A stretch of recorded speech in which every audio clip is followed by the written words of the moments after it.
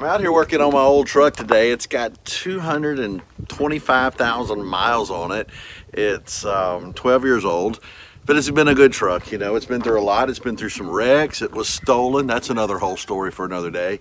I had to put a new battery on, and when I got ready to put the terminal on there, the terminal is worn out and it won't connect the battery. So it's time to get rid of the old and put in the new. So we got to say goodbye to this. And I'm never gonna say goodbye. I'm always... You know, goodbyes are really tough, and I think one of the reasons that they're so hard is that you really never know the outcome. You know, you've got a couple of different ways that it can go. I remember saying goodbye sometimes when it was a great thing. I was ready to be done. It was a part of my life that needed to go away, and so I said goodbye to that, and I was freed from that. But I also remember parts of my life whenever it didn't go the way I wanted it to, or maybe it was a goodbye I did not want.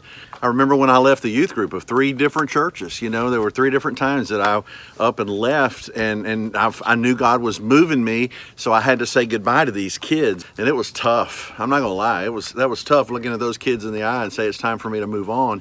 And I knew God wanted me to do it, but that didn't make it any easier, you know.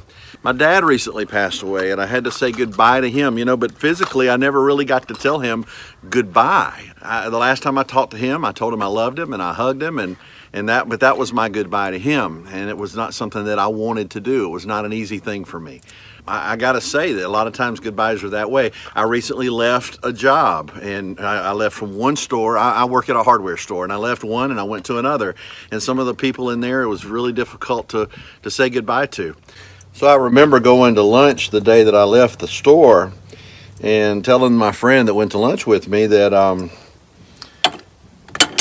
I probably should stay on my diet, but I was afraid that when I got back, they would, you know, whenever people leave, they have cakes and stuff like that for folks that are leaving that's been there for a long time. And I said, well, I might as well just go ahead and eat out some good food, you know.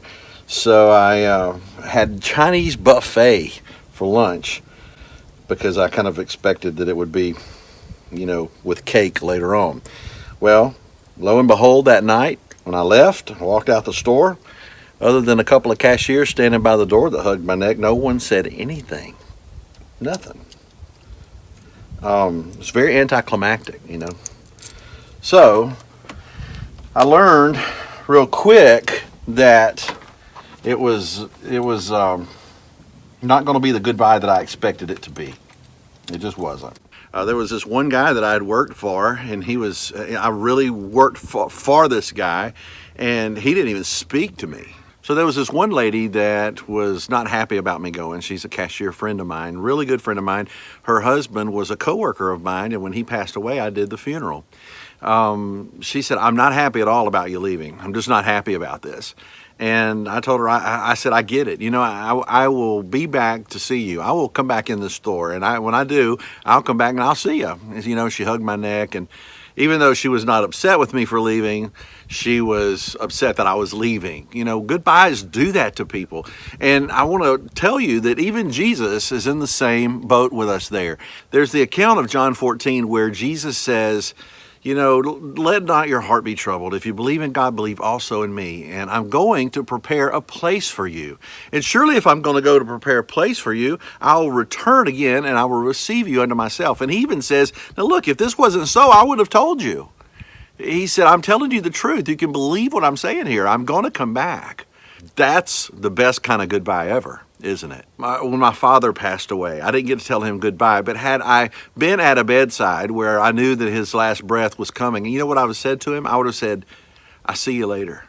I'll see you later. Jesus did not like goodbyes either, I don't think.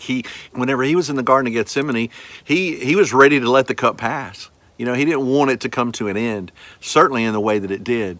And whenever, you know, he was going through all the things that he went through, and the disciples had all the confusion. They didn't like goodbyes. He said, listen, I will come back and see you. You will see me again. I will receive you to myself, and I will take you to a place that I've prepared for you. And if this wasn't so, I would have told you. So I'll say this about goodbyes. Goodbyes can be very lonely. The night that I left the store and no one made any to-do about me leaving, I was very lonely that night. And there was a lot of pride involved in that. But they don't have to be that way. There were friends there that I have there that do miss me. And if they want to talk to me, they can reach me and I can reach them. And I will go back and see some of them. You know, there's no doubt about that.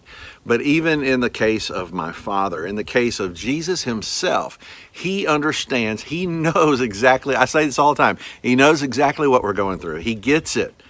And I can look at you and honestly say that whenever it comes to goodbyes, if you're feeling alone, if you're feeling lonely, if you've had to turn away from part of your life to turn to a new direction that you didn't know what to expect, I can promise you, you are not alone. He loves you. So just because you're saying goodbye, don't necessarily assume that it's a bad thing. It could just be something as simple as a see you later that will give you a brand new start.